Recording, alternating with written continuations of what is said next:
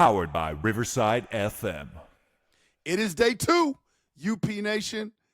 Minnesota Vikings OTAs are full steam ahead. A lot of news coming out of Vikings headquarters.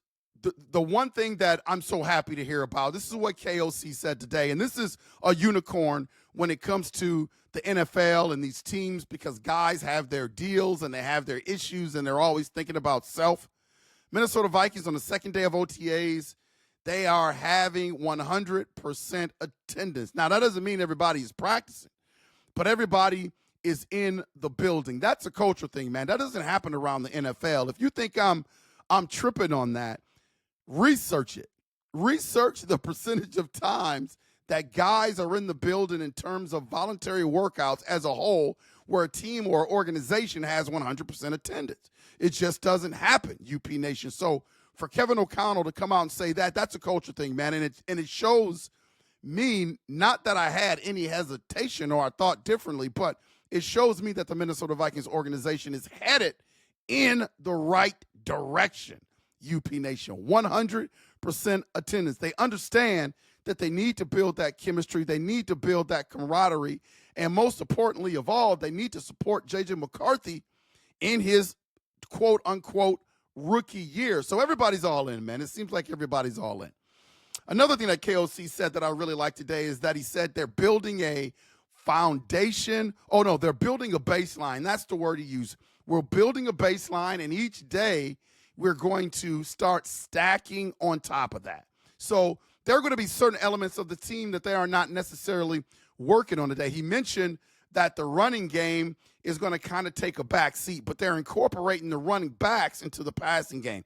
A lot of this stuff is 7-on-7 drills, 11-on-11 drills, no pads, just a jersey, shorts, and a helmet. So you're not seeing a lot of thumping out there. So they're not necessarily focused on reinvigorating the running game. They're just working on passing schemes, building that baseline, and then stacking stuff on top of that.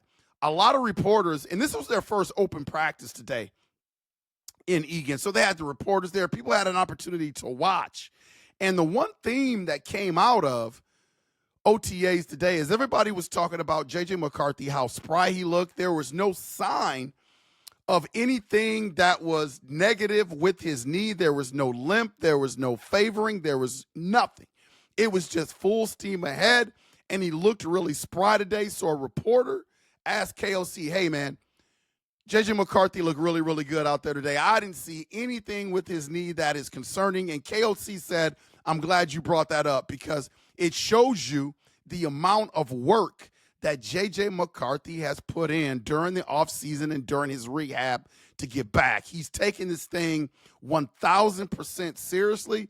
And he said, what you saw today is basically, and I'm paraphrasing here, he said, is basically a byproduct of all the work that JJ McCarthy has put in.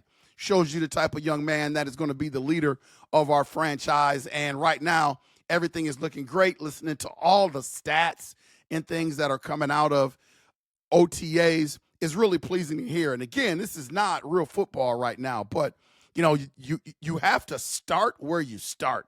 And so I know they don't have pads on. He doesn't have anybody in his face. So right now, he's looking really good, just throwing the ball, finding the reads, and a lot of his teammates is just benefiting from that. KOC is pleased with where the offense is. Everybody's talking about the tempo in which the defense is playing. KOC kind of alluded to that during his press conference, basically saying, hey, we're going up against B-Flow's defense. It's not always fun, but it's good for us. It's going to make us a better offensive team. So I was happy to hear that. He touched on Will Fries in terms of his injury that he had last year with the Colts and when he's going to be back. He said he would be surprised if you saw him anytime this spring. He's not ruling it out. They may sprinkle him in at some point down the line, but you won't see him at these OTAs practicing. Their focus is getting him ready for training camp, preseason games, and the start of the season, which I am completely down for, hoping that KOC continues with that, because we need that guy on our offensive line, man. He makes us better. He's going to be an important part of our offensive line starting the season. B-Flow's defense is looking great from everything that I hear. going really hard, up tempo, and breakdown drills. So definitely happy to see that, man. We're going to stay on top of OTAs. A lot of good news, a lot of good things coming out, man. The 100% attendance in OTAs. For those of you that doesn't think that's a big deal, man, that's a huge deal. That is a huge culture thing. In the NFL, in today's NFL, do your research. Find out how many OTA, 100% attendance OTAs are there around the league. That is a byproduct of what KOC is building, Kwesi Adofo-Mensah is building, Brian Flores is building. It's a great day to be a Minnesota Viking fan, and obviously it's a great day to be a Minnesota Viking. These guys want to be there. They want to be there. They want to support JJ McCarthy. They want to build that chemistry. They want to build that camaraderie. So hearing those things come out of OTAs, man, really makes me feel good. We're going to stay on top of it. Please hit that like and subscribe button. Takes a minute. Just hit that like.